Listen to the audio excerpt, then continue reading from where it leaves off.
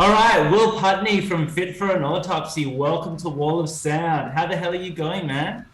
Good man. Thank you for having me. Just having a busy day at the studio, but happy to chat for sure. Yes, so you're between tours with Fit For An Autopsy and then production, mixing, composing, and everything else that you do with every other heavy band in the scene. Is that about right? Yeah, that's kind of all of it. There's it's been a busy run over here, but I'm looking forward to a little holiday break for sure. And what is it that you're working on today? We just wrapped up the new Straight from the Path album actually, so just getting that done, and now I have rehearsals and we have end shows in a couple days. Fantastic. That is a busy plate for you. When do you sleep, Will? I'm getting sleep. I just made it a point. I was like, I have to sleep. I work way worse without it. So a few years ago, I was doing 4 hours a night and my brain was breaking.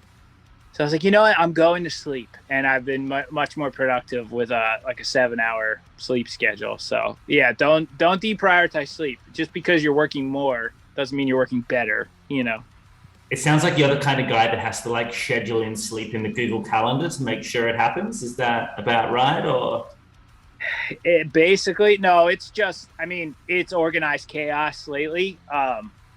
This whole pandemic has been, oh, there's no rush. We don't need a record to like, oh, shows are back. Hurry up, finish this. So like, we've just been rolling with impossible schedules and deadlines for a minute now. Now it's just like, stuff's done when it's done, when everybody likes it. Nobody cares when it was finished. We're just rolling with it. It's what it is, but it's cool. We're getting through our work over here. Can't complain. I'm happy. adrenaline rush. You know. Love that. Love that, man. Well, look, today I'm really excited to be chatting to you about Fit for an Autopsy's upcoming album, Oh What the Future Holds. But I'm also keen to chat with you about End. I'm also keen to chat with you about all the bands that you're working with at the moment, and all that kind of stuff. So let's get stuck into it. Yeah, hit me. Let's go. So I'm a huge fan of Fit for an Autopsy. Been following you guys for quite a while, and having heard Far From Heaven, Pandora, In Shadows, all of those songs already, it's leading to a lot of excitement for the big Jan 14 release date. It's huge. It's got the crushing breakdowns. It's got the experimental stuff that Fit for an Autopsy have been doing lately. There's a lot going on. Tell me about this record.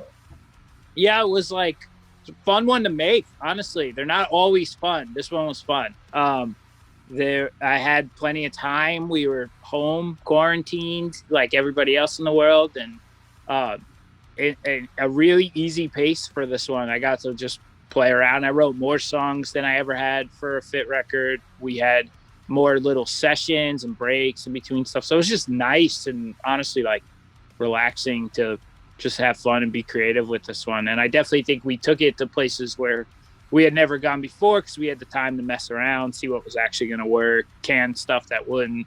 So yeah, I'm happy with it. It was very fulfilling to just work through it all. And now that it's done, hopefully everybody else likes it too. Absolutely. And was it that COVID factor that kind of allowed you that more time that you described? Yeah, usually, I mean, I've tried to always give myself like the right amount of time between like their tour schedule and like my producing schedule.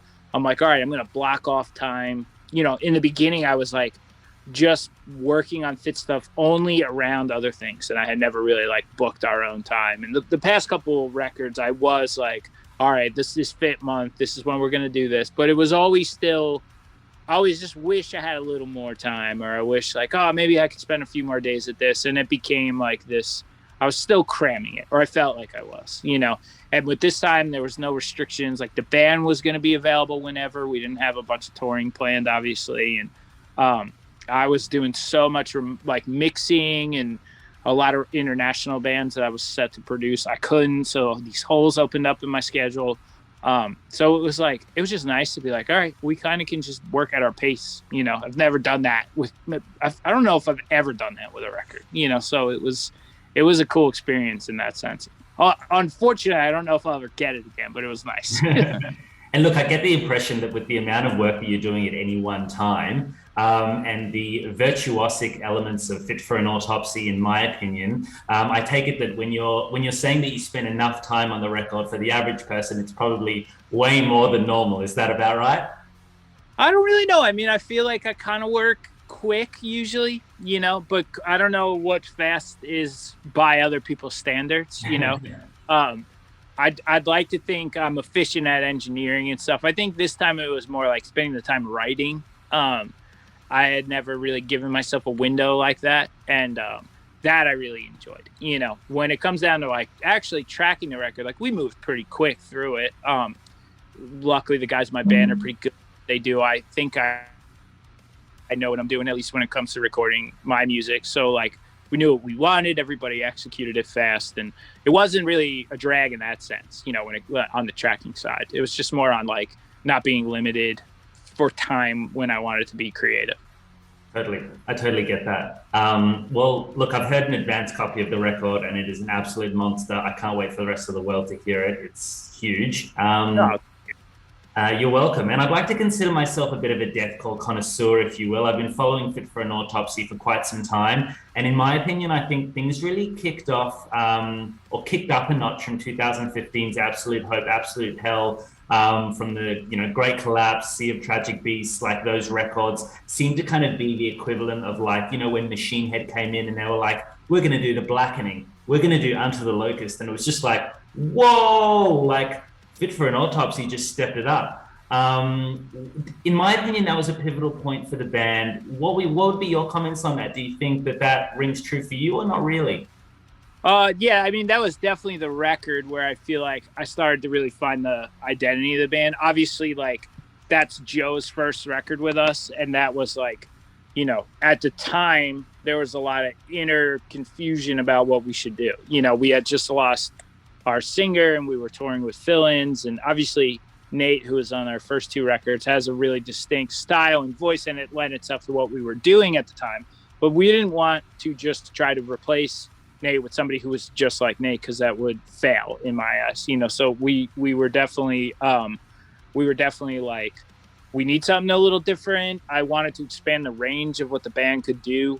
And the idea was like, let's find a guy that can do what we do, but also add to the party, Then that's where we landed on Joe, luckily. But I remember going into that record, I had a lot of the music already done. We were like, they were on a tour in Europe into Australia with Die Art and Suicide.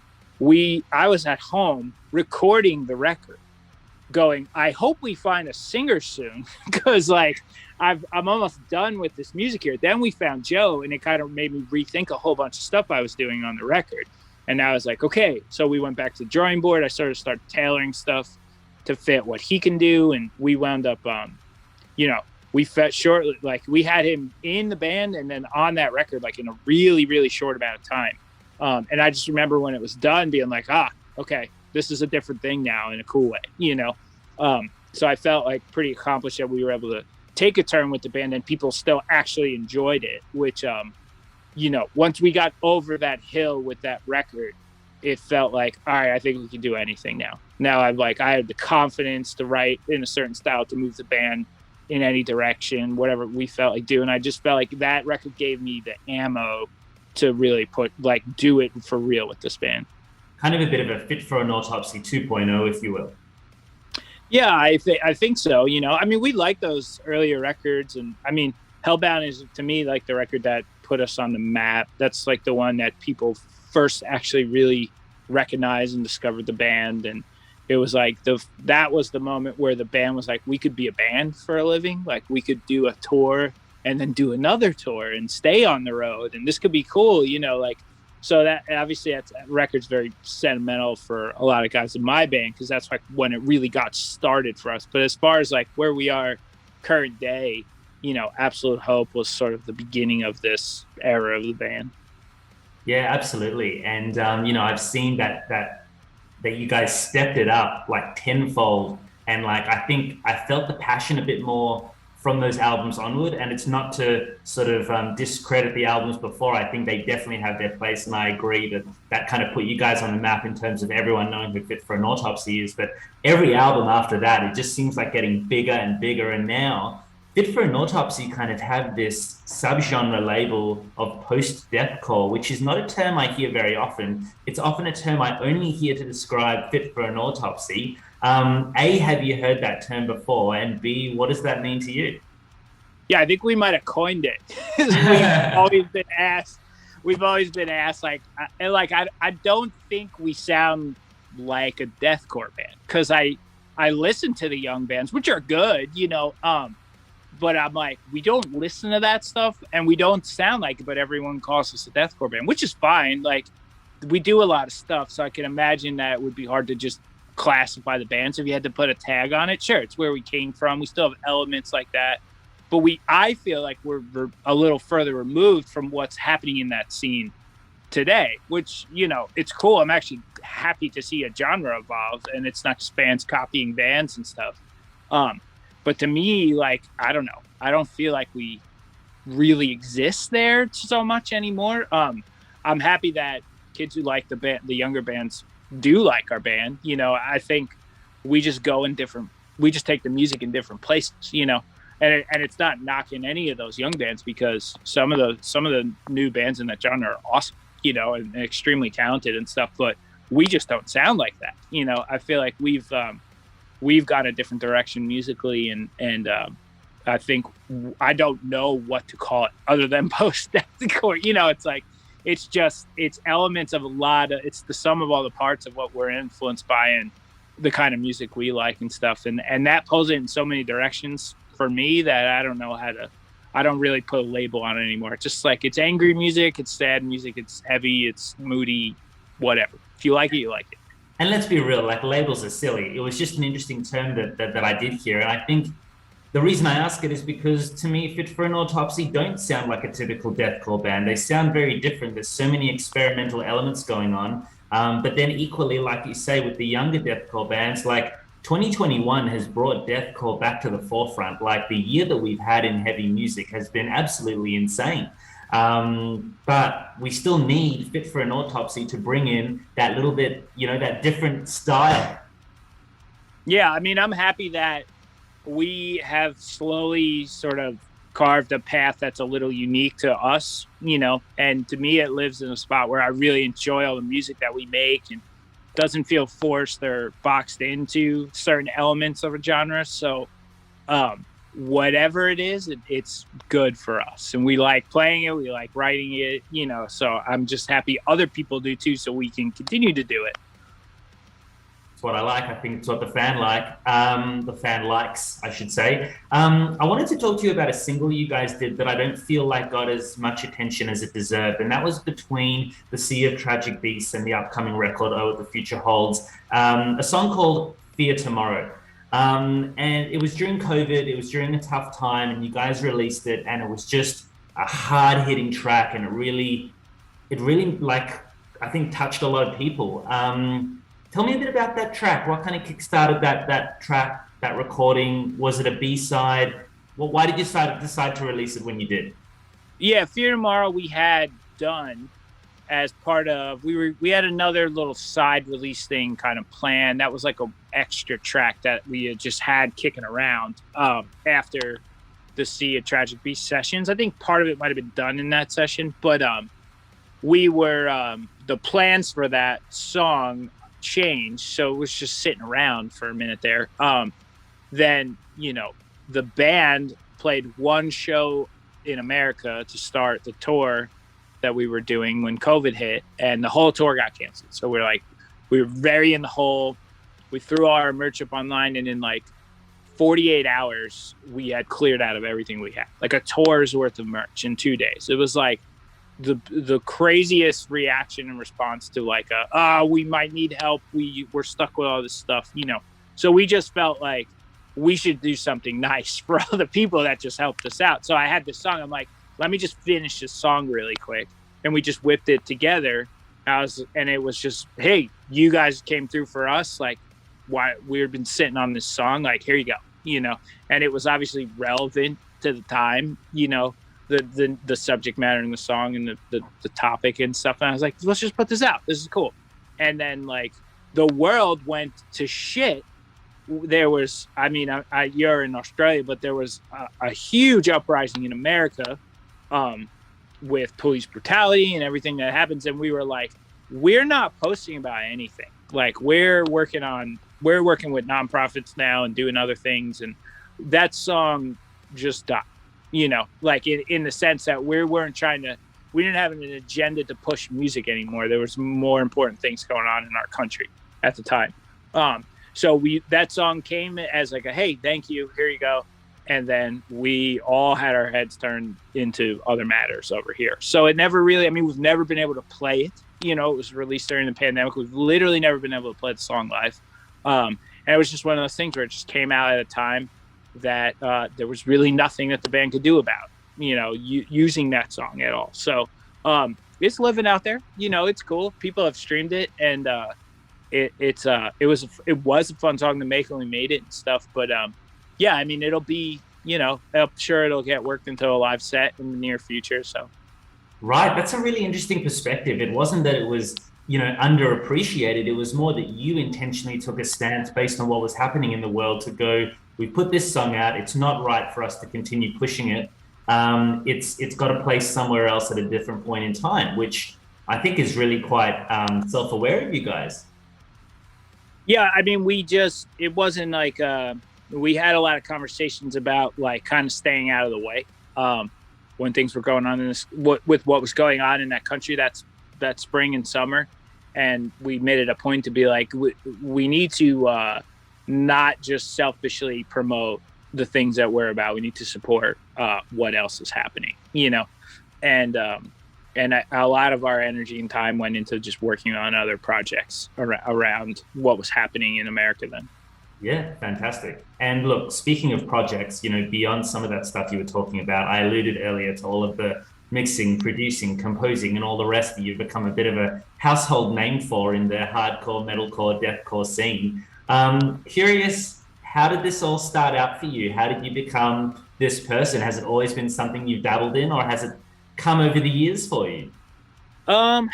I hooked up with Machine, the record producer, a long time ago as a kind of an intern, just as I was going to school, and I was taking a recording class, and the professor knew that I kind of liked the music Machine was making. So when a job opportunity kind of opened up there, I got put up for it. And that was just the catalyst to the whole thing. Now it's been about, 14 years, 15 almost now.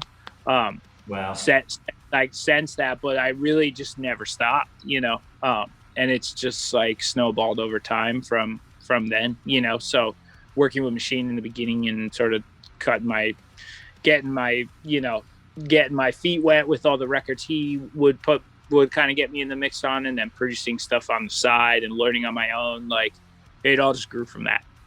That's crazy. It's really impressive. And, I could list the dozens of bands and albums you've worked with in the past year alone. But I'm most curious about some of those Aussie bands because of the geographical, I guess, space between you guys, notably In Heart's Wake, Northlane, Die Art Is Murder. You would have been having to work with these bands virtually, and it would have been a bit of like the band records, sends you stuff in your email, and you would have been like, come to daddy, let's do some work on this. Yeah, we've always produced records in person. I've flown myself in a little rig to Australia to work with Northlane and the Amity Affliction. All right, so before COVID. All of that was before COVID. Yeah, right. Yeah. Since COVID, I haven't done, I haven't actually done an Australian project. I've been doing American bands and other European and UK bands and stuff, but I actually haven't done an Australian band in a while. Other than stuff I've just initial talks of things like with a band or two out there. I actually, it's been like a couple years since I've recorded an Australian band. Wow. Well, I know that Die Art Is Murder are due for another record, so can we expect something soonish or? Can't really comment other than I'm sure in the future we'll probably be working together, but I don't know when or how yet. So you'd make a very good politician, Will. Thanks. I appreciate that. Very diplomatically spoken. But speaking of Thy Art Is Murder, dude, like I was so bummed that COVID didn't allow Fit for an Autopsy to come on that massive tour last year with Thy Art. That would have Yes, we were been very sad about that. that would Yes, have been tour of the year, man. yeah, we had a nice year plan with them and it all fell apart. And yeah, we're still picking up the pieces of touring. Hopefully we're talking about trying to reconnect for some things in the near future. So I hope we can pull some of the ideas off that we've been chatting about. But yeah, that whole year sucked. I mean, it sucked for everybody, but we had some tours we were really looking forward to disappear for sure. Brutal, man. But when those borders open up, don't forget that Australia needs Fit for an Autopsy back soon, all right? We are planning. We're planning on coming back. We're planning right now actually on coming back. So we have some tentative dates in our hands now, and we're just working out some details. But it's on the calendar. So we will be back to Australia. That's awesome. We'll be counting down. But in relation to some of the bands that you were originally going to be touring with and maybe still going to be touring with in 2022, the Human Warfare label in Australia comes to mind. You're kind of a bit of an ambassador for that label in terms of the number of bands that you're affiliated with there. What's that experience like being on that label? It's great because it's really easy. It's just me and my buddy, Andy's like, it's been his vision the whole time. He's finally able to have a home for a lot of American stuff in Australia, where there's a guy on the ground who knows what he's doing, who can connect the dots and stuff. And, it's to the point where if I work with a band in America and they're not really representative over there, I recommend Andy for it, which is awesome because he's done right by us. And the records, he's definitely been a big supporter of Fit even before he had us on his label in Australia, so he's just a pleasure to work with. And it's been nice to actually have somebody in Australia who understands the band that we can communicate with and come up with cool ideas together. So yeah, I mean, for us, it was, we're on Nuclear Blast for the rest of the world, which is a great metal label and a great home for us. But even that, I was like, can I do it with Andy in Australia, please? He's dialed in the country and it's more efficient in this sense. I think a lot of people like a lot of the, this isn't saying Nuclear Blast because they would have done a great job too. But a lot of people sort of don't put a lot of stake in the Australian heavy music scene because it's a smaller country and stuff, and I understand that. But I've been there and I've spent enough time with people to know that, like, hey, you can be a pretty successful band here. There's definitely a market for it. There's fans for it. The bands that are there are cool, and it's like, yeah, if somebody on the ground here could really work it, like, it could be a useful thing, and you could have a career going there, So, like, he totally understands that coming from a band in Australia, and it's just a great fit for us. So. Absolutely agree. I think Australia are a small country compared to the US, but we're a lean, mean fighting machine when it comes to heavy music. Sure. Yeah. I mean, your ratio of good to bad metal bands is way better than ours. There's less, but it's just mathematics, Will. Yeah. You've got a higher percentage of quality. Well, I'll take that as a compliment representing my country here today after doing none of the heavy lifting. No problem. Take that. So aside from Human Warfare, Aussie bands and stuff like that, which I've obviously been interested in, it's also no secret that you've done some work with some really great, huge US bands, global bands. Bands like Every Time I Die come to mind with their latest album. What's it like seeing some of those records come out and get some of the accolades they do when you sort of sit on the sidelines a bit and not front and center like you are for bands like Fit for an Autopsy and End?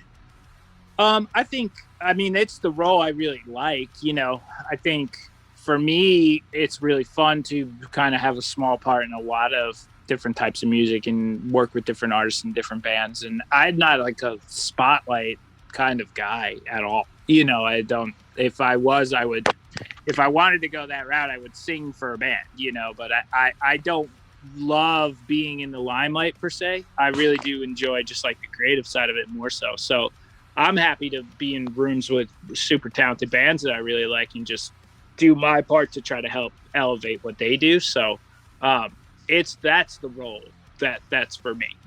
I was built for that kind of stuff, and being able to do it with so many bands that I respect as musicians and stuff is just great. It's literally why I do it. So doing a video interview with me today wasn't exactly your first preference then?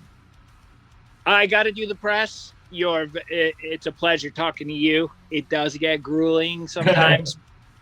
It's weird with Fit because I went up doing press because a lot of the creative stuff comes out of my brain, even though I'm not really like the face of the band, so we mix it up, but sometimes it makes sense for me to field certain questions or do certain things. I mean, if people are interested in the band, I like talking to them about it. If you want to talk, if you have good questions and you want to talk about the right stuff in music, so it's I don't mind it. It could be worse. Are we talking? I'm just happy that people are interested in it. Well, we're very interested. Are we talking about the right things, or is there a topic that you would like to talk about today? No, you're doing great. I don't have any. I mean, I think we covered a nice amount about this new record and stuff. You're definitely one of the people that understand what we're doing, which is nice. So all the questions come from a place where I feel like, oh, this guy actually listened to our music. So it's when a guy goes, are those synths on the record? Where I'm like, dude, we haven't done that. Like I've gotten some funny questions in the past where I'm like, you're probably thinking of a different band, man. You listened to the wrong album before the interview, man. Come on. Yeah, it happens. It has happened. So, but no, thank you for doing your homework. I much appreciate it. No, of course. And look, I know we're running out of time, but I'm keen to understand a couple more quick questions. Sure. What albums are you most proud of as a producer or mixer? Ooh, good one. I do like the Every Time I Die records because they were one of my favorite bands, and it was cool to see the band sort of get a little resurgence off of some of the stuff we did together. That was a really fun moment for me. I'm definitely, recently I was really excited about the Knock Loose stuff that we had done together. That EP that just came out was definitely risky and more adventurous for the band, and it was fun to do that with them, and to see people embrace it was very cool. Yeah, I don't know. I like that people like the Fit stuff because that's like looking into my brain. So it's always rewarding when those connect with people. Yeah, I don't know. I don't have one. I guess there's just little bits of all of them. There's no one shining one where I could point to and be like, this is the thing I am the most proud of. Because I'm proud of all the records I do at some level. I'm excited and proud that I had some kind of part in it, So I shouldn't help you pick a favorite child then? Yeah, that's kind of what that's what it feels like. I can't have like one solid answer. And if you ask me tomorrow, I could feel differently about it anyway. So that's fair. Fair response. Who are you yet to work with that you would love to work with? Ooh, good one. I feel like this is such a safe answer, but I would love to do a Deftones record. They're just so many people's favorite band, and this isn't a shot at the Deftones, but the last few records, I feel like there are these moments where I'm like, I see the brilliance of the band, and then there are moments where I'm like, what this could have been, and they're a great band. Even bad Deftones is better than 90% of what's out there, So it's like it's not a diss at all. I'm just, as a fan, like I feel like I see inside that sometimes, and I was like, man, if I could be a part of one of these, that would be something really cool. I'd love to work with Baroness. I think that band is like great and super underrated. They're just such a band. Like they're just awesome. They rip, and it's just such an interesting approach how they live between the genres. They're definitely on a wish list for me too. But yeah, I don't know. There's a few. Big Oh Brother fan. I keep flirting with them about trying to work with them, but I really love that band. We had Tanner sing on the End record, and it's such a cool little part. And there's some mutual respect there, and I hope it turns into us in the studio together one day. So that they're high on the list for me too. But yeah, I've got a lot. I can fire these off all day, but hopefully hopefully the next time we have an interview, we could talk about one or two of these. That'd be nice, wouldn't it? I'm Yeah. getting this vision of having like a dating app where like bands are looking for producers and you're just swiping the bands you want to work with and swiping the bands you don't want to work with. Maybe that's an idea. I would play that game. Yeah, that could be cool. We'll have to look into it. Look, we're running out of time, mate, but we didn't get to talk about End. What are you doing with those guys and what can we expect from them in 2022? We do have some new music on the horizon, which I'm excited about. It's probably all I can say right now, but we will be playing a lot more shows next year, more than we ever have as a band. There's definitely some like full touring on the books and stuff that we're all really excited about. Should be announced soon, but we'll be making it to places we haven't been yet, which I'm very much looking forward to. And there'll be some new stuff next year for sure. Sounds exciting. You're very well media trained, Will. I'm trying to get the most that I can out of you, but you're being very well behaved. You'll never crack it. I'm sorry. All right, well, let's wrap things up. One last question for you. What final words would you say for Fit For An Autopsy fans who are simply dying for the new record? It's a good one. I think if you like the band, it's all there for you. And I do think there's some new tricks and we take stuff in directions where I don't feel like we have before, but collectively it's our favorite record. So I hope that it becomes other people's favorites too. But yeah, I'm just appreciative of all the kids who talk to me about the band and who are actually fans and take the time to kind of do the deep dive on what the lyrics mean and this and that. And I mean, it means the world to all of us. So all the support is always appreciated. But if you like our band, this one's definitely gonna be cool for you. You heard it here first. I'm looking forward to January 14, and I think for heavy music fans, it's going to be Christmas coming a little late because you've got Fit For An Autopsy, you've got Enterprise Earth, Shadow of Intent, Worm Shepherd, and for those that are into slightly less heavy, even Under Oath. So it's a massive release day, and it's setting 2022 up for a monster of a year. Yeah, it should be fun. But yeah, they'll be on tour then, so they'll be partying in probably California by then. But yeah, looking forward to next year and all these quarantine records I made getting out into the world too. Looking forward to it, Will. Well, congratulations on the new record and good luck for the big release on January 14. We're so looking forward to seeing you come down here in Australia, hopefully in 2022. We look forward to it. And all the best with the end of the year with Christmas and New Year.